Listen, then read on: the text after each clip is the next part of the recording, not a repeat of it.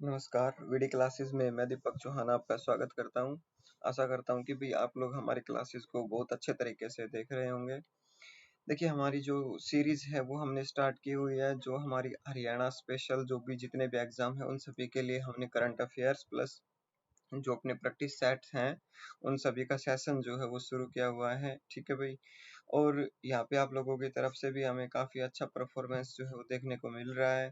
तो भाई आशा करता हूँ कि आप अपना जो साथ है वो हमारे साथ इसी तरीके से बनाए रखेंगे और अपनी जो सीरीज है उसको कंटिन्यू देख के अपना जो है भाई सिलेक्शन के अंदर हिस्सेदार रहेंगे। ठीक है।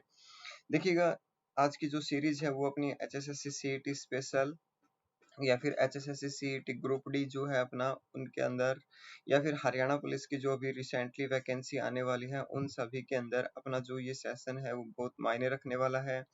तो भाई इस सेशन को अपना जो है वो कंटिन्यू रखना और सारे के सारे जो क्वेश्चंस हैं वो इम्पोर्टेंट हैं। ठीक है।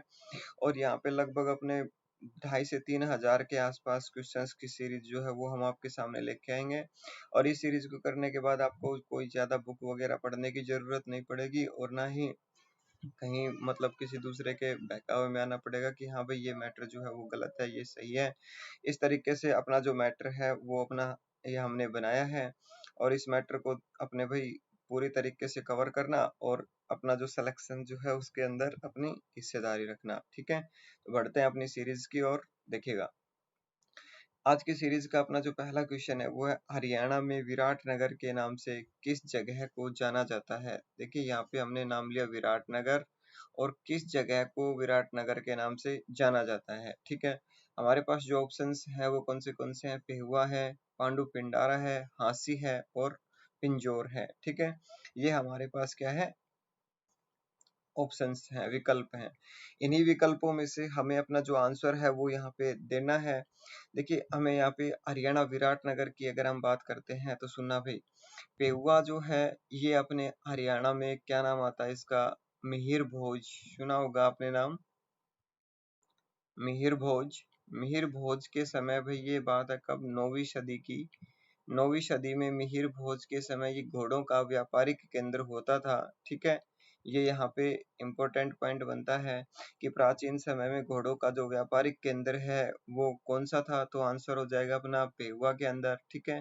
दूसरा पॉइंट इसका हमें पता लगता है कि किसका भाई, कि जो पेहुआ घोड़ों का व्यापारिक केंद्र होता था इसका पता हमें कहाँ से लगता है? तो आपने सुना होगा एक नाम आता है गरीबनाथ मंदिर। ठीक है भाई, कौन सा बताया? गरीबनाथ मंदिर। गरीबनाथ मंदिर के अंदर यहाँ पे एक अभिलेख मिला है जिसे गरीबनाथ अभिलेख के नाम से जाना जाता है। और ये जो गरीबनाथ अभिलेख है, इस अभिलेख के अनुसार यहाँ पे भाई पेहुआ के अंदर घोड़ों की एक मंडी लगती थी। ठीक है, याद रखना है। अगला जो विकल्प है अपना वो है पांडु पिंडारा। पांडु पिंडारा की अगर हम बात करते हैं तो पांडु पिंडारा जो है इसको हरियाणा में लघु हरिद्वार के नाम से जाना जाता है। ठीक है भाई, लघु हरिद्वार के नाम से जाना जाता है किसको? पांडु पिंडारा को। क्यों कहा जाता है वो इसको लघु हरिद्वार? तो सुनिएगा, लघु हरिद्वार इसको इसलिए बोलते हैं क्योंकि जो पांडव थे उन्होंने अमावस्या के दिन, मतलब सोमवती अमावस्या थी उस दिन, यहाँ पे अपने पूर्वजों के लिए पिंडदान किया था, जिसलिए यहाँ पे इस स्थान को पांडु पिंडारा या फिर हरियाणा का लघु हरिद्वार जो है वो कहा जाने लगा है। ठीक है। बात करते हैं हांसी की, तो आपने सुना होगा एक नाम आता है आसीगढ़ का किला। ठीक है भाई, कौन सा किला बताया? आसीगढ़ का किला। ये जो आसीगढ़ का किला है ये किला कहाँ पे आता है अपना भाई? हांसी में है। ठीक है, याद रखना है। उसके बाद अपना जो क्वेश्चन था विराटनगर वाला, इस क्वेश्चन का अपना जो आंसर है वो आएगा भाई अपना कौन सा? पिंजौर जो है वो इस क्वेश्चन का आंसर हो जाएगा। और यहाँ पे पिंजौर की अगर हम बात करते हैं तो एक पॉइंट निकलता है, वो क्या है भाई? इसको विराटनगर क्यों कहा गया पिंजौर को? तो महाभारत काल के अंदर हम बात कर रहे हैं किसकी भाई? महाभारत की। महाभारत काल के अंदर एक राजा रहे थे जिसका नाम था राजा विराट। ठीक है भाई, क्या नाम था उसका? राजा विराट। उन्होंने अपनी जो राजधानी बनाया था वो इस जगह को ही बनाया था भाई, किसको? पिंजौर को। और इसको जो नाम दिया था वो क्या दिया था? विराटनगर। ठीक है, याद रखना है। उसके बाद जब हम बात करते हैं तो आपने सुना होगा पिंजौर जो है इसको 360 बावड़ियों का कस्बा भी कहा जाता है। ठीक है भाई, 360 बावड़ियां जो है, उस बावड़ियों का कस्बा जो कहा जाता है वो किसे कहा जाता है? पिंजौर को कहा जाता है। इंपॉर्टेंट पॉइंट है और मोस्ट इंपॉर्टेंट पॉइंट्स के अंदर हमें इन क्वेश्चंस को लेके चलना है। देखिए अपने जो क्वेश्चंस हैं ये नाम मात्र के कम है, लेकिन इनके अंदर से हम इतने सारे फैक्ट निकाल सकते हैं जितने हम सोच भी नहीं सकते हैं। ठीक है, इनके अंदर से हमारे बहुत से क्वेश्चंस निकल सकते हैं। ठीक है, अब देखिए हम बढ़ते हैं अपने नेक्स्ट क्वेश्चन की ओर। देखिए हमारा जो नेक्स्ट क्वेश्चन है वो है कि अंबाला को अंग्रेजों के काल में पहली बार जिले का दर्जा कब दिया गया? ठीक है, सुनना भाई, आपको पता होगा कि अंबाला जो है वर्तमान में हरियाणा का एक जिला है ये, लेकिन हम जो बात कर रहे हैं वो है अंग्रेजों के काल की, कि अंग्रेजों के काल में अंबाला को पहली बार जिले का दर्जा जो दिया गया वो कब दिया गया? ठीक है, ये चीज याद रखनी है। हमारे पास जो ऑप्शन है 1824, 1833, 1843 और 1847, ये हमारे पास ऑप्शंस हैं। अब देखिए हमें बात करनी है किसकी भाई, कि अंग्रेजों के काल में पहली बार जिले का दर्जा कब दिया गया? ठीक है, तो इसका जो आंसर हो जाएगा वो 1847 हो जाएगा, कि 1847 में अंबाला को पहली बार जिले का दर्जा दिया गया था अंग्रेजों के काल में। लेकिन हमें इस क्वेश्चन को इतना ही नहीं छोड़ना, इसके बारे में और भी फैक्ट जो है वो करने हैं। ठीक है, देखना भाई, यहाँ पे हम बात कर रहे हैं थर्ड ऑप्शन 1843। ठीक है, 1843 की अगर हम बात करते हैं तो एक पॉइंट निकलता है अपने पास, क्या है भाई, कि अंबाला जो है इसको छावनी बनाया गया। ठीक है भाई, क्या बनाया गया? छावनी। छावनी का मतलब क्या होता है भाई? कैंट। तो अपने से क्वेश्चन जो है काफी बार पूछा हुआ है कि अंबाला कैंट जो है वो कब बना, तो अंबाला कैंट कब बना था? तो 1843 के अंदर। ठीक है भाई, अब बात करते हैं 1824 की, तो ये वाला क्वेश्चन भी अपना इम्पोर्टेंट है और मोस्ट इम्पोर्टेंट क्वेश्चन के अंदर हमें इसको शामिल करना है 1824 वाले को, क्योंकि यहाँ से क्वेश्चन अपनी HSSC के द्वारा जो है वो पूछा जा चुका है और आगे पूछे जाने की भी संभावना है। ठीक है, सुना भाई, एक नाम आता है भाई यहाँ पे सरदार गुरुबख्श का। ठीक है भाई, किसका नाम बताया? सरदार गुरुबख्श। सरदार गुरुबख्श जो है इनका जो संबंध रहा है वो कहाँ से रहा है भाई? अपने अंबाला से रहा है। लेकिन हमें जो सरदार गुरुबख्श हैं इनसे यहाँ पे कुछ कम फैक्ट बना के हमें जो फैक्ट बनाना है वो 1824 से बनाना है। ठीक है, सरदार गुरुबख्श सिंह से जो हमारा जो क्वेश्चन है वो क्या है, सुनना, कि सरदार गुरुबख्श सिंह का संबंध कौन सी रियासत से रहा है? तो आंसर क्या हो जाएगा? अंबाला रियासत से। दूसरा पॉइंट, ये वाला क्वेश्चन जो था सरदार गुरुबख्श सिंह का, ये अपने एग्जाम में पूछा जा चुका है। अब इससे रिलेटेड की अगर हम बात करते हैं तो पॉइंट बनता है 1824 का। वो पॉइंट क्या है भाई? सुनना, एक नाम आता है यहाँ पे रानी दया कौर। ठीक है भाई, क्या नाम बताया? रानी दया कौर। ये जो रानी दया कौर है ये सरदार गुरुबख्श सिंह की पत्नी थी, और सरदार गुरुबख्श सिंह की मृत्यु के बाद 1824 में क्या हुआ था कि भाई अंबाला जो है वो 1824 में ईस्ट इंडिया कंपनी में शामिल कर दिया गया था। तो याद रखना भाई, अंबाला का विलय जो ईस्ट इंडिया कंपनी में हुआ वो कब हुआ? 1824 में। किसके मृत्यु के बाद हुआ? तो रानी दया कौर की मृत्यु के बाद। और सरदार गुरुबख्श सिंह का जो संबंध है वो कौन सी रियासत से रहा है? तो भाई सरदार गुरुबख्श सिंह का जो संबंध है वो कौन सी रियासत से रहा है? अंबाला रियासत से इनका संबंध जो है वो रहा है। ठीक है, बढ़ते हैं अपने नेक्स्ट क्वेश्चन की ओर। देखिए यहाँ पे हम बात करें कुनिंद गणराज्य निम्न में से किस में विस्तृत नहीं था, तो हमें भाई एक चीज याद रखनी है कि यहाँ पे कुनिंद गणराज्य को लेके एक फैक्ट याद रखना जो हमारे सारे क्वेश्चन का इसका निचोड़ हो जाएगा। वो क्या है, सुनना भाई।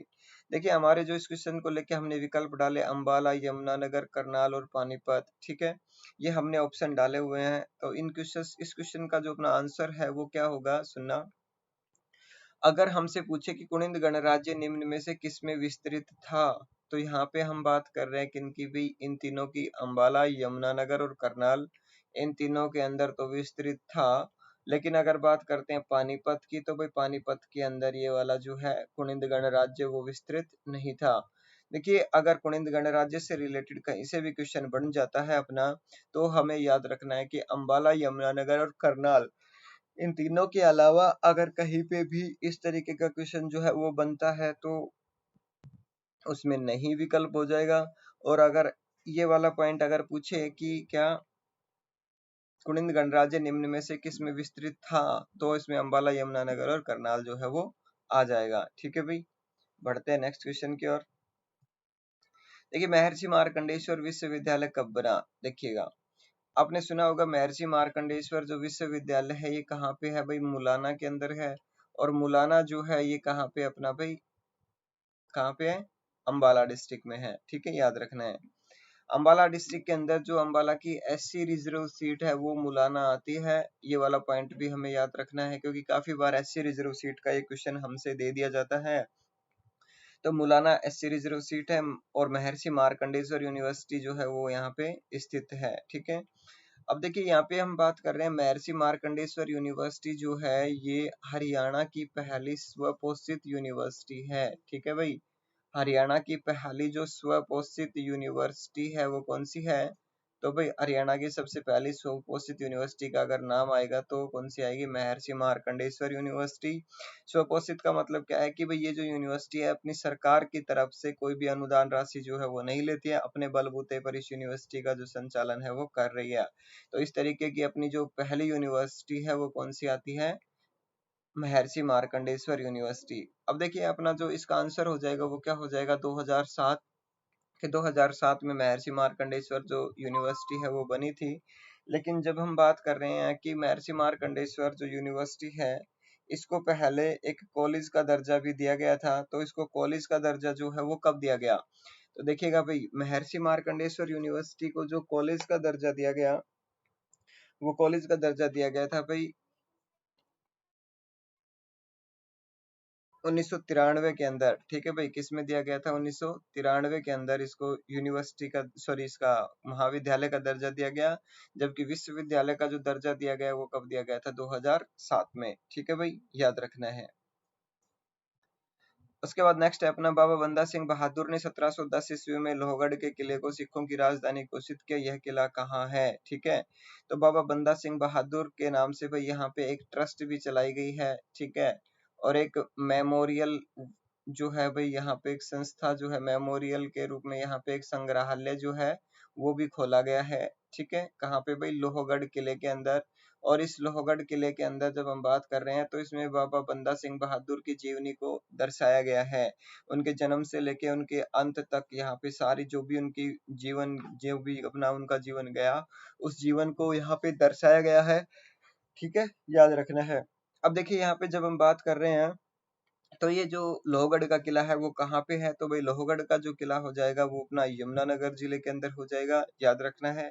देखिए बाबा बंदा सिंह बहादुर या फिर लोहगढ़ के किले को लेके अपनी लगभग जो बातें आती है वो सारी यमुनानगर जिले से आती है, ठीक है, याद रखना है। चलिए बढ़ते हैं अपने नेक्स्ट क्वेश्चन की ओर। श्री मंजी साहिब गुरुद्वारा जो है वो कहाँ पे है? देखिएगा मोस्ट इंपोर्टेंट क्वेश्चन हम इसको बोलते हैं भाई, मोस्ट इम्पोर्टेंट क्वेश्चन, ठीक है। मोस्ट इम्पोर्टेंट क्वेश्चन इसको क्यों बोलते हैं? सुनना भाई। देखिए अपने हरियाणा में मांझी साहिब को लेके 3 गुरुद्वारे जो हैं वो फेमस हैं, ठीक है। और तीनों के अंदर अपना जो स्थान है वो सारा अलग अलग आता है, ठीक है। क्या क्या स्थान आते हैं उस स्थान के बारे में हमें यहाँ पे देखना है। सुनना भाई, अपने पास अगर क्वेश्चन बोले मंजी साहिब, मंजी साहिब या मांझी साहिब, केवल और केवल मांझी साहिब की बात आए तो भाई मांझी साहिब जो गुरुद्वारा है वो अपना कहाँ पे है? अंबाला डिस्ट्रिक्ट के अंदर, ठीक है, याद रखना है। उसके बाद कैथल की अगर सॉरी रोहतक की अगर हम बात करते हैं तो नाम आता है गुरुद्वारा मांझी साहिब, ठीक है। गुरुद्वारा मांझी साहिब, जो गुरुद्वारा मांझी साहिब होगा वो कहाँ पे होगा? अपना रोहतक के अंदर। और कैथल की अगर हम बात करते हैं तो कैथल के अंदर कौन सा है? अपना श्री मांझी साहिब गुरुद्वारा है, ठीक है भाई, याद रखना है। श्री मांझी साहिब जो गुरुद्वारा है वो कहाँ पे है? तो भाई श्री मांझी साहिब गुरुद्वारा अपना कैथल जिले के अंदर होगा। ये हमें पॉइंट याद रखना है। दोबारा से रिपीट कर रहा हूँ भाई, मांझी साहिब गुरुद्वारा अगर पूछे तो अंबाला, गुरुद्वारा मांझी साहिब पूछे तो रोहतक, श्री मांझी साहिब गुरुद्वारा पूछे तो कौन सा हो जाएगा भाई? कैथल हो जाएगा, ठीक है, याद रखना है। बढ़ते हैं नेक्स्ट। सरस्वती विकास बोर्ड का अध्यक्ष कौन है? तो सुनना भाई, यहाँ पे इस क्वेश्चन का मोस्ट इंपोर्टेंट क्वेश्चन के अंदर हमें मान के चलना है।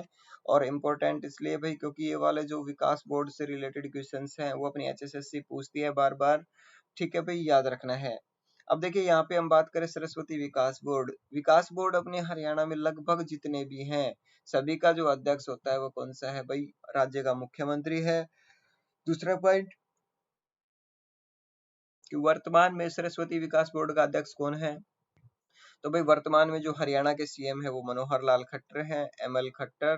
तो मनोहर लाल खट्टर जो है ये वर्तमान के अंदर इस बोर्ड के क्या है भाई, अध्यक्ष हैं, याद रखना है, ठीक है। उसके बाद हम बात करें मशीनी कलपुर्जों के निर्माण में अग्रणी जिला कौन सा है। देखिए मशीनी कलपुर्जे अगर हमारे से पूछे कि भाई मिक्सी सिटी या विज्ञान नगरी जो है वो किसे कहा जाता है, तो अपना आंसर अंबाला हो जाता। लेकिन यहाँ पे हम बात करें मशीनी कलपुर्जों के निर्माण में अग्रणी जिला कौन सा है, तो भाई मशीनी कलपुर्जे जो बनाए जाते हैं वो सारे के सारे कहाँ पे बनते हैं, ज्यादातर यमुनानगर जिले के अंदर बनते हैं, ठीक है। तो मशीनी कलपुर्जों के निर्माण में जो अग्रणी जिला है वो कौन सा है, अपना भाई यमुनानगर है। बात करते हैं अंबाला की, तो अंबाला जो है इसको मिक्सी सिटी के नाम से जाना जाता है, ठीक है भाई, किस नाम से जानते हैं, मिक्सी सिटी के नाम से। कुरुक्षेत्र जो है इसको हम धर्म नगरी के नाम से जानते हैं, ठीक है भाई, किस नाम से जानते हैं इनको, धर्म नगरी के नाम से। करनाल जो है इसको कर्ण नगरी के नाम से जाना जाता है, ठीक है भाई, कर्ण नगरी जो है इस नाम से हम जानते हैं करनाल को। जबकि यमुनानगर को हम पेपर सिटी के नाम से जानते हैं, ठीक है भाई, किस नाम से जानते हैं, पेपर सिटी के नाम से जानते हैं। और ये शहरों के उपनाम जो है, इन उपनामों से रिलेटेड अपने HSSC के द्वारा बार बार क्वेश्चन पूछे गए हैं और आगे भी पूछे जाने की जो है वो संभावना बनती है। उसके बाद अभी रादौर का विलय ईस्ट इंडिया कंपनी में कब हुआ या ब्रिटिश साम्राज्य में कब हुआ, तो भाई रादौर का विलय 1828 के अंदर हुआ था। रादौर का विलय जो हुआ ये रानी दया कौर, ठीक है भाई, रादौर का जो विलय हुआ ये किसके नेतृत्व में हुआ था, तो भाई रानी दया कौर का जो नाम है ये यहाँ पे आता है, सॉरी इंदिरा कौर का जो नाम है वो यहाँ पे आता है, याद रखना है भाई। रादौर का विलय जो है वो ईस्ट इंडिया कंपनी में इंदिरा कौर का नाम है, जबकि हम बात कर रहे हैं यहाँ पे किसका, 1824 अंबाला का। अंबाला वाला जो था ये किसके नाम से आता है भाई, अपना दया कौर के नाम से आता है। दया कौर के मृत्यु के बाद अंबाला का विलय हुआ था, इंदिरा कौर की मृत्यु के बाद रादौर का विलय हुआ था। और रादौर जो है ये यमुनानगर जिले के अंदर आता है, ठीक है भाई, याद रखना है। और 1843 की हमने बात की थी कि अंबाला जो है वो क्या बना था भाई, यहाँ पे छावनी जो है वो बना था, याद रखना है। उसके बाद जब हम बात कर रहे हैं नेक्स्ट क्वेश्चन की, तो अपना नेक्स्ट क्वेश्चन है हरियाणा का एकमात्र जिला जिसके नाम से कोई विधानसभा सीट नहीं है। तो हरियाणा के अंदर देखिएगा भाई महेंद्रगढ़ के नाम से हम बात करते हैं, तो महेंद्रगढ़ के नाम से एक विधानसभा सीट है, ठीक है। करनाल के नाम से भी विधानसभा सीट है और झज्जर के नाम से भी विधानसभा सीट है, लेकिन कुरुक्षेत्र जो है, इस कुरुक्षेत्र के नाम से कोई भी विधानसभा सीट अपने हरियाणा में नहीं है, ठीक है भाई, याद रखना है। चलिए बढ़ते हैं अपने नेक्स्ट क्वेश्चन की ओर। देखिए सिटी ऑफ पार्क्स जो है वो किसे कहा जाता है, सिटी ऑफ पार्क्स, देखिए हमने अभी उपनामों के बारे में बात की थी। उपनाम जो है वो काफी बार पूछे जाते हैं, तो हमने यहाँ पे उपनामों के क्वेश्चन डाले हैं। देखिए सिटी ऑफ पार्क्स जो है वो कहा जाता है किसको भाई, पंचकुला को कहा जाता है, ठीक है, याद रखना है। सिटी ऑफ पार्क्स पंचकुला को कहा जाता है। अंबाला के बारे में हमने अभी बताया था, मिक्सी सिटी के नाम से जाना जाता है, ठीक है भाई, मिक्सी सिटी के नाम से किसे जानते हैं, अंबाला को जानते हैं।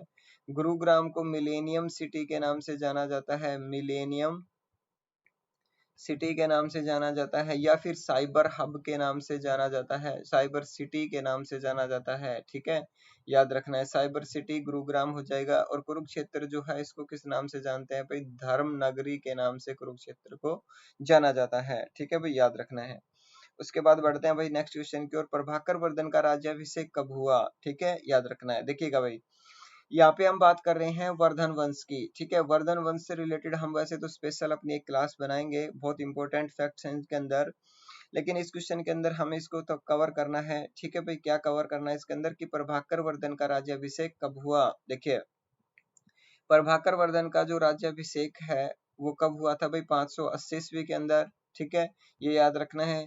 590 ईस्वी की बात करते हैं तो हर्षवर्धन जो है इनका जन्म हुआ था, ठीक है भाई, याद रखना है। 605 ईस्वी में प्रभाकर की मृत्यु हो जाती है, जो प्रभाकर वर्धन थे इनकी मृत्यु हो जाती है। और राज्यवर्धन जो है वो क्या बनते हैं भाई, राजा बनते हैं। राज्यवर्धन जो है उनका राज्याभिषेक होता है, राजा बनते हैं। उसके बाद बात करते हैं 606 की, तो 606 ईस्वी के अंदर राज्यवर्धन जो है, राज्यवर्धन की क्या हो जाती है भाई, मृत्यु हो जाती है।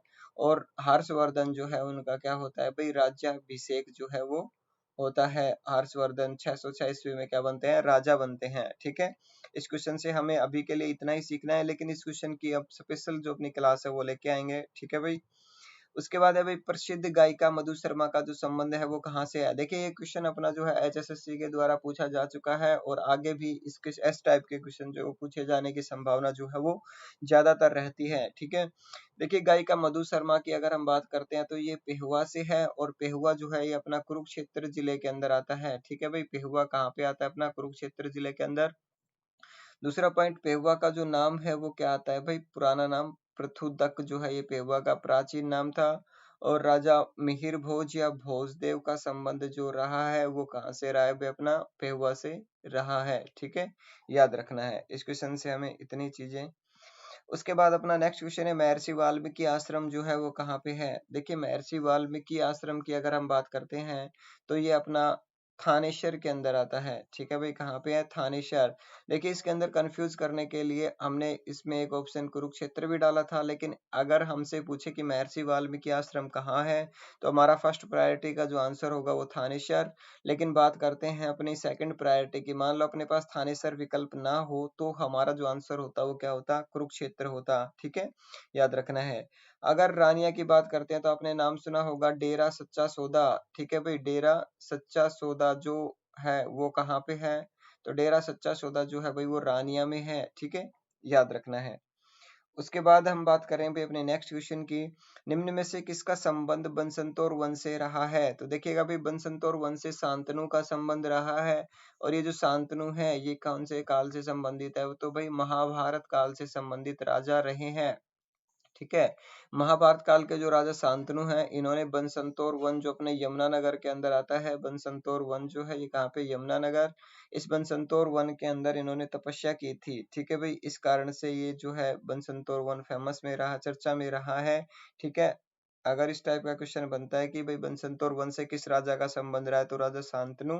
और राजा शांतनु का जो संबंध है वो महाभारत काल से है। ठीक है, अब देखिए यहाँ पे हम बात कर रहे हैं मगरमच्छ प्रजनन केंद्र की, कि मगरमच्छ प्रजनन केंद्र की स्थापना कब हुई। सबसे पहला पॉइंट हमें ये पता होना चाहिए कि जो मगरमच्छ प्रजनन केंद्र है वो कहाँ पे है, तो भोर सोदान। ठीक है भाई, कहाँ पे है, भोर सोदान में। और भोर सोदान जो है ये कहाँ पे आता है, अपना भाई कुरुक्षेत्र जिले के अंदर है। ठीक है भाई, कौन से जिले में है, कुरुक्षेत्र जिले में भोर सोदान। यहाँ पे 1981-82 के अंदर यहाँ पे भाई ये मगरमच्छ प्रजनन केंद्र जो है वो खोला गया है। एक और खास बात कि हरियाणा में मगरमच्छों को संरक्षण प्रदान करने वाला जो एकमात्र जिला है वो कौन सा है, अपना कुरुक्षेत्र है, याद रखना है। अब बात करते हैं 1996-97 की, तो आपने सुना होगा नारायणगढ़ शुगर मिल। ठीक है भाई, कौन सी बताई, नारायणगढ़ शुगर मिल। तो नारायणगढ़ जो शुगर मिल है ये शुगर मिल कहाँ पे, अपनी भाई नारायणगढ़ जो है ये नारायणगढ़ में है। और नारायणगढ़ है ये अंबाला जिले के अंदर आता है। उसके बाद 84-85 की बात करते हैं तो शाहाबाद शुगर मिल जो है इसकी स्थापना हुई है। ठीक है भाई, शाहाबाद शुगर मिल जो है ये कहाँ पे, अपनी कुरुक्षेत्र जिले के अंदर है। इसकी स्थापना 1984-85 में हुई है। उसके बाद बात करते हैं 1933 में सरस्वती शुगर मिल की बात। ठीक है भाई, एशिया की सबसे बड़ी जो शुगर मिल है, एशिया की सबसे बड़ी शुगर मिल वो सरस्वती शुगर मिल है।